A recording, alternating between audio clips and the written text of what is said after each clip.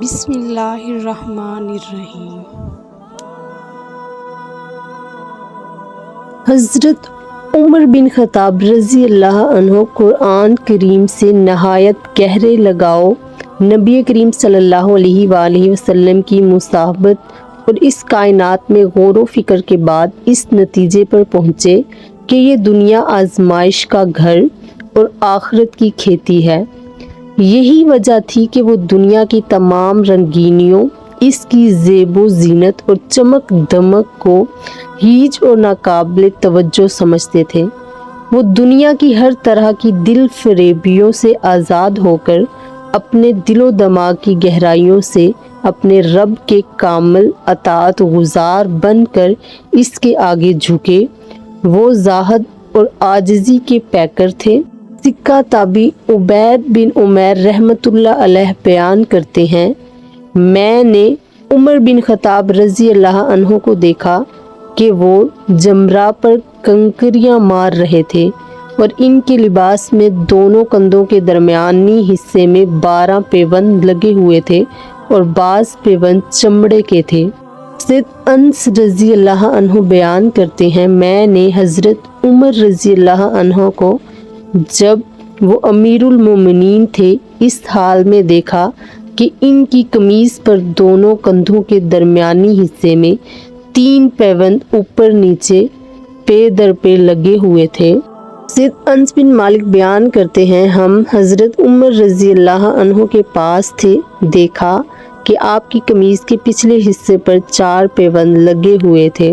عبداللہ بن عامر بن ربیعہ رحمۃ اللہ علیہ فرماتے ہیں، میں عمر بن خطاب رضی اللہ عنہ کے ساتھ حج کی غرض سے مدینہ سے مکہ کی طرف نکلا، پھر واپس لوٹا تو سارے راستے میں کہیں بھی ان کے لیے نہ خصوصی طور پر علیحدہ کوئی خیمہ لگایا گیا اور نہ ہی بالوں سے بنا کوئی چھوٹا سا گھر بنایا گیا۔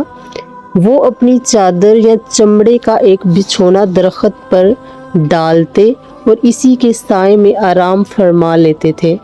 یہ تھے امیر المومنین حضرت عمر بن خطاب رضی اللہ عنہ، جو مشرق سے مغرب تک کے فرما رواں تھے۔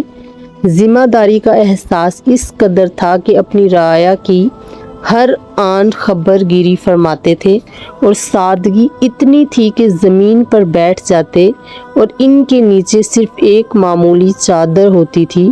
محسوس ہوتا تھا کہ آپ رعایا میں سے کوئی عام سے آدمی ہیں، امیر المومنین نہیں۔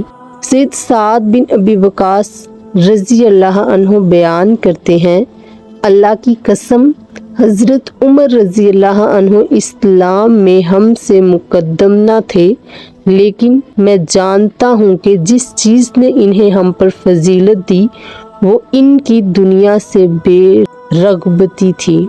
سکہ تابعی مدوان بن ابی طلحہ رحمۃ اللہ علیہ بیان کرتے ہیں کہ عمر بن خطاب رضی اللہ عنہ کے پاس بطور مال، کپڑے اور اشیاء خور نوش آئیں تو انہوں نے وہ تمام چیزیں لوگوں میں تقسیم کر دی اور پھر اللہ تعالیٰ سے دعا کی، اے اللہ، یقیناً تو جانتا ہے کہ میں مسلمانوں کے مال فے میں کوئی کمی نہیں کرتا اور نہ ہی میں اپنے آپ کو ان پر فوقیت دیتا ہوں، بلکہ میں بھی اپنا کھانا لے کر ان سب کے ساتھ شریک ہو جاتا ہوں، اور بلا شبہ میں اس بات سے بہت ڈرتا ہوں کہ کہیں تو اس کھانے کو آگ بنا کر عمر کے پیٹ میں نہ ڈال دے۔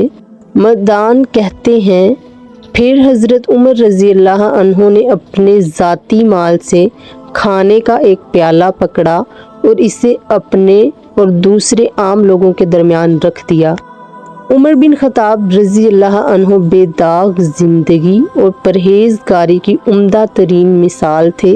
سید عمر رضی اللہ عنہ بیت المال کا کھانا کھانے کے پوری طرح مزاج تھے، لیکن باوجود اس سب کے انہوں نے ہمیشہ خود کو بیت المال یا عام مسلمانوں کے کھانے سے دور رکھا۔ ان کے تقوی کا یہ عالم تھا کہ خوف الہی کی وجہ سے وہ ادنا سے ادنا شعبہ والی چیز سے بھی اپنے آپ کو بچا کر رکھتے تھے۔ حسان بن سلمہ الحزلی بیان کرتے ہیں، میں سید عمر بن خطاب رضی اللہ عنہ کے زمانے میں ابھی بچہ تھا، اور ایک دن میں بچوں کے ساتھ کچی کھجوریں لینے نکلا تو اچانک حضرت عمر رضی اللہ عنہ آ گئے۔ انہوں نے ہمیں ڈانٹا تو سارے بچے بھاگ گئے، لیکن میں اپنی جگہ کھڑا رہا۔ میں نے عرض کی، اے امیر المومنین، یہ وہ کھجوریں ہیں جو ہوا کے جھونکوں سے نیچے گری ہیں۔ تو آپ نے کہا، مجھے دکھاؤ۔ میں نے انہیں دکھائی تو انہوں نے فرمایا، تو نے سچ کہا۔ میں نے عرض کی، اے امیر المومنین، آپ ان بچوں کو دیکھ رہے ہیں، اگر میں اکیلا گیا تو وہ مجھ سے کھجوریں چھین لیں گے۔ تو حضرت عمر رضی اللہ عنہ مجھے میرے گھر تک چھوڑنے آئے۔ انس بن مالک رضی اللہ عنہ بیان کرتے ہیں کہ ایک دن حضرت عمر بن خطاب رضی اللہ عنہ کے ساتھ نکلا، یہاں تک کہ آپ ایک باغ میں داخل ہو گئے۔ اب میرے اور ان کے درمیان ایک دیوار حائل تھی، اور میں نے سنا کہ وہ باغ کے درمیان میں کھڑے اپنے آپ کو مخاطب کر کے فرما رہے تھے، اے عمر بن خطاب، اے امیر المومنین، اللہ کی قسم تو اللہ سے ضرور ڈر، ورنہ اللہ تجھے ضرور عذاب میں مبتلا کر دے گا۔